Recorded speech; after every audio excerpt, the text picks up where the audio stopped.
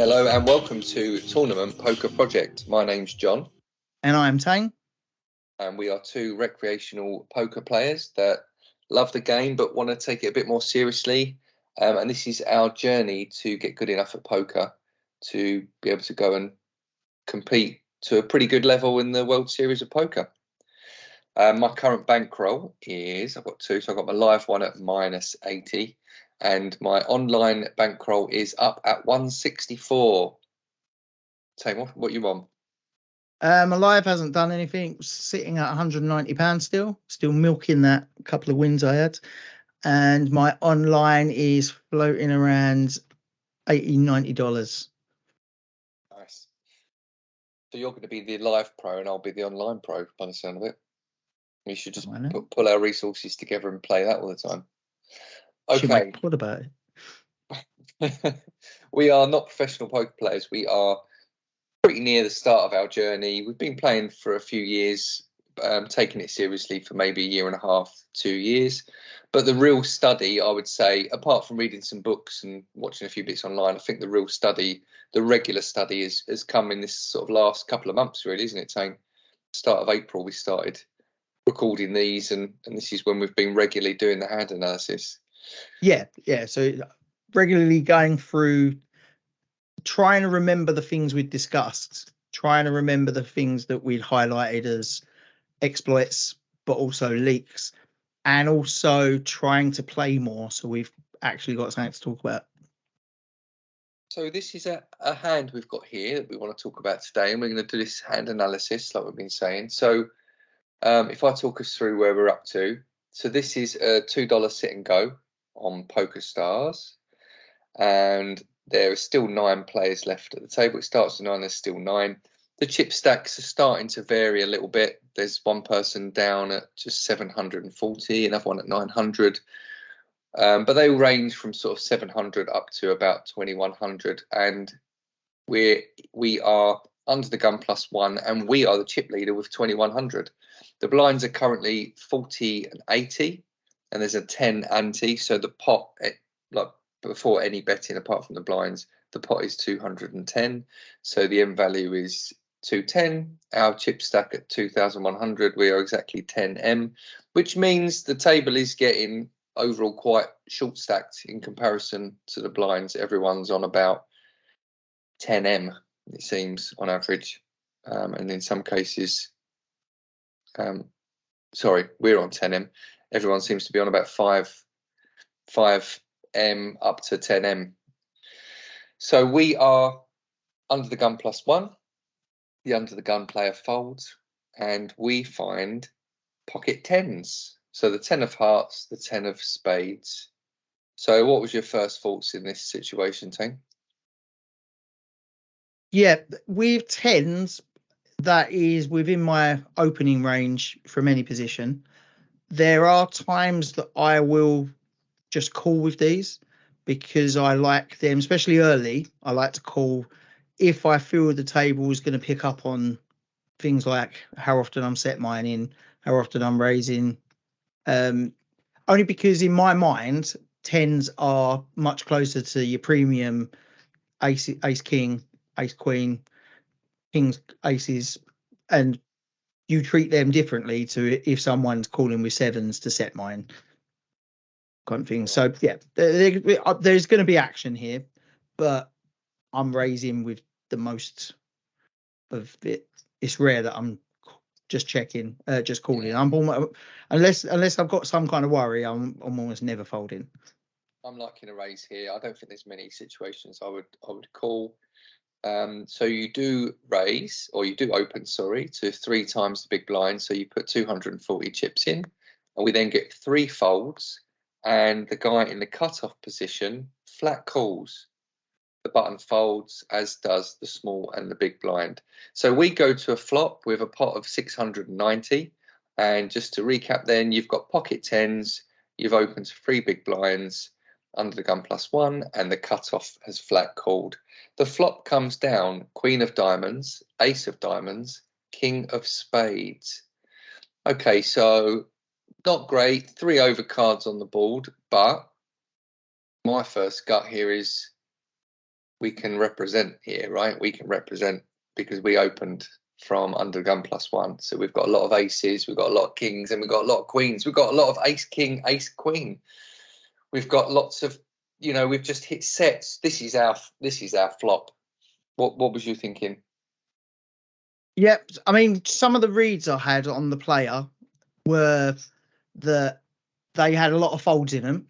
So it weren't necessarily that they were weak, but they could read a flop to some degree, and I could exploit that. So if we swap positions and that flop came out 2-3-7 rainbow, and I came out betting, they would fold with 10. They might consider folding with tens because they look at that board, even though they've got overcards, they see maybe a slight bit connecting. That kind of, they're a bit fit and foldy, but they do have some awareness. But they also weren't aware of position enough.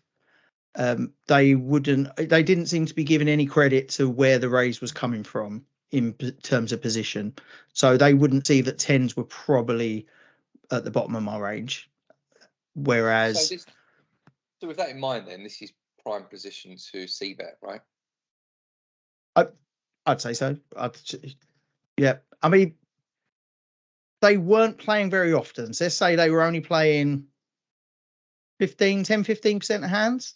So I did have the consideration that they had absolute massive range advantage over me, given what I knew about them, despite the fact that my open raise from early position meant that this should have been my flop. Well, I think what you're saying, they've got range advantage over you in the cutoff. Only from what I knew about them, yes. Oh, okay. As much as they were only calling me, when I made the bet here, my feeling was that there's not much in their range that they're folding in this position. That makes sense. Like the combos of cards that they would be calling that from was tight enough that they're connecting most of their hands here. Okay. So what you're saying is they had a really tight cut-off calling range, and actually they've got loads of aces, kings, and queens in their range as well. Yeah, I don't think they were mixing it up enough. I don't think they were changing their they weren't changing their range enough based on position. They weren't, well, if they were playing perfectly according to ICM, I'm early position, I'm not playing that many hands, I've made a raise, they should only be calling that with better hands. Okay. And sure. So we do indeed make a bet. So the pot was 690 and you bet 505. I like that. I think it gets it done. Either that, or either gets it done, or we know that they're probably going to be in this till the end. They've only got 1,600 left. If they call this bet, they're calling off almost a third of their remaining chip stack. They would have to be pretty certain they're going to be seeing the river to call this bet. They repop it. So they put in 1,170, which is over 2/3 of their stack. I mean, wow, yeah, they've got to have this. I mean, we've got to assume they've got some kind of knowledge of ranges. They must know this suits our range. We were the one that raised pre-flop, so the fact that they've called this is now very difficult. But I think we're just going to need to fold it. In fact, it's not that difficult. This is a fold. Fold it. Did you fold the hand? What was your thoughts here? Yeah, exactly that. I put a bet in to get information. My bet, I felt, elicited enough folds that even though they've come over the top here, I'd not seen them two bet in this way before. Because if I had seen it before, I may have behaved differently. But the fact is, there's so much out there. Obviously, there's the things that are obvious, draws, flushes. It's just everything. Who has got the cojones to be re-raising someone in that position? This is not a bluff. Like, I mean, it's just not. Can't be. Yeah. I mean, the only thing I kind of wanted to give an extra thought to is like it's such a dirty, filthy board. It's horrible. Like, and let's consider I'm blocking the straights. So what are they so confident about? Now they haven't gone all in, but let's be clear, they can't fold that last 4-9-3, surely. Well, I'll tell you what it could be. Right, and this might be giving them too much credit, but you know what we could consider here is you've opened pre-flop from a pretty early position. So there are a lot of aces in your range, but the flush draw on the board contains that ace. So it's the ace of diamonds, queen of diamonds on the board. So you now, if you have got an ace, you don't have the flush draw because you've got an ace and it can't be an ace of diamonds as well. So we don't have the flush draw in a hand. There are many more combinations of Jack 10 in the villain's range as the cutoff. So our opening range wouldn't have that many Jack 10s. That's quite a low holding to be opening with. But he's got quite a lot in his range. So all of a sudden he knows we haven't got the flush draw. He knows we haven't, or it's very unlikely we've got a made straight. It could be like we could have like, you know, ace jack, ace 10, and obviously you've got the pair of 10s, pair of jacks for a gut shot or a pretty good ace. He could be thinking along those lines that he's got the nut advantage, like he's got the flush draw, he's got the made straight in his range already.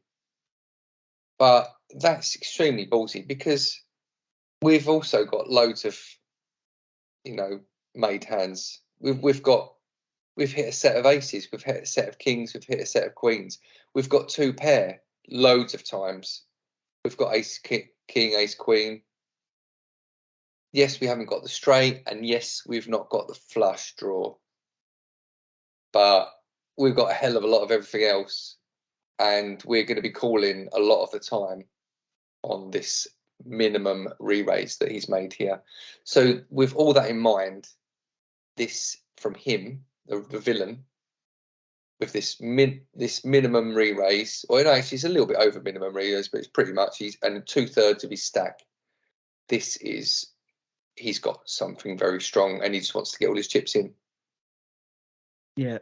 Now, I mean, now you said it. I mean, we are blocking the Jack 10, but can you imagine having Jack 10 a dime? That's what I'm saying. He doesn't have it as such, but he knows that the Jack 10s are in his range more than they are yours. Yeah. Well, yeah. I mean, just to be clear, this person wouldn't be thinking on that level. There was too many things that I was exploiting against them for that to be the case. Okay. But they Jack 10, for instance, if they got Jack 10 of diamonds, Jack King of diamonds, they're literally like crying through their screen to get my chips. They can't believe someone's bet into them. So, I mean, look, what are options here? We fold, and that feels like the right one to me. We call, and hope for a 10, hope for a jack to complete the straight or to give us a set. Or we raise all in. Well, he's already put 11.70 in, and he's only got 4.93 behind. He's calling most of the time. To me, as much as I hate it, we've just put in a fair few chips here. This is a fold. Yeah, and I do fold. So okay. Yeah, it does. The hand ends there where I got the information I needed. The two things that I thought were that I really put a marker in this, come back to that, were, am I being an absolute tool betting into a two-tone ace king queen board with an underpair? That was definitely a C betting. What are they folding if let's hypothetically say that their range only contains aces, queens, kings, a pair of jacks, and it would be a pair of tens, but we'll assume that we've blocked them. They've got no other cards in their calling range at that point. So what are they folding to that bet? Nothing. They're not folding. They're not folding any two pairs. Like, so many of their hands would be two pair. I don't think the very best of it though. And this kind of, maybe we could even narrow their range down to just a few cards, or They've got it. Whatever it is, they have got it. They are super confident. They're getting all their chips in. Yeah, they didn't need to do this. They'd only committed a couple of hundred chips, 240 chips pre-flop. They don't need to do this. They don't need to suddenly get their entire stack in, but they are getting their entire stack in after you're really confident. 2/3 of the pot C bet, and it's so confident that they're just doing pretty much a min raise on over the top of that. This is screaming strength. This is run for the hills. I reckon it's got to be a made straight, maybe king queen. Yeah, and that's what I was kind of thinking. Where any other combination of cards, they should be pre-betting me pre-flop. Like you can't just call behind with another three players still to act with a pair of queens or kings in your hands. Like, I don't understand that. So I don't think sets are any part of this. Don't think they've got ace king, or I'd say I don't think they've got ace queen. I think the level I was, $2. I think most people see ace queen, especially in late position, as premium.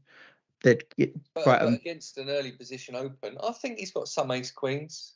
Yeah, I don't mind that. Yeah, and that would be the kind of thing you'd have the confidence to come over the top at. If you're the kind of player who overvalues ace queen anyway, you're also going to overvalue two pair on that kind of board. So, and that's certainly a rationale that I don't mind. Whether that's right or wrong is up for debate, considering the thing that I like is the questions we're asking of their range are exactly the same for my range. My range is also this narrow. My C betting into that flop is also only made with the best of it. Maybe that is why they've not chosen to go all in. I felt that their raise not all in was because they're looking for a call. This is a part of their value. Definitely, this is screaming strength. This is a please call me kind of raise, 100%. I'm so sure of it. He's got this. It would be insane to think of anything else. He's definitely got it. Could we have done anything different with the bet size on the flop? We bet 2/3 pot. I was just thinking about it then, and I don't think so. If he'd have gone a third pot, it might have incentivized him to call or do the same thing as a bluff. To bet that much as a bluff, or maybe not that much, but he could have bet a smaller amount as a bluff and got some folds.